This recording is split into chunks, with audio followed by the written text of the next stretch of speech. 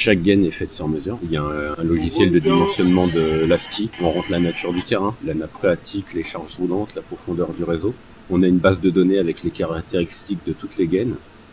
Et suivant les éléments du terrain, du chantier et de la gaine, il nous dit l'épaisseur que doit faire la gaine pour être structurante.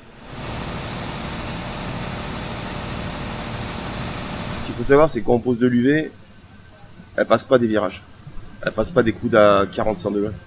On est obligé toujours en partie droite. C'est-à-dire que si dans un regard, on a un regard angulaire, on est obligé de s'arrêter au regard et repartir à chaque fois. C'est-à-dire que des fois, il pourrait y avoir un tronçon de 6 mètres comme un tronçon de 40 mètres. Quoi. Quand on a fait le calpinage, on a calculé les longueurs, on les a commandées par nos fournisseurs en Allemagne. Elles sont livrées en caisse. Cette gaine-là, si on ne la posait pas, on ne pourrait pas la mettre ailleurs. Parce qu'il y a le diamètre, il y a la longueur et il y a son épaisseur. Donc chaque gaine est identifiée et ne peut aller qu'à un seul endroit. Surtout là, c'est un ovoïde, donc ça a un diamètre très particulier. Donc il est en forme d'œuf. On convertit, on prend son périmètre et ça équivaut à un diamètre 835. C'est très difficile de trouver un autre tuyau qui ferait ce diamètre-là.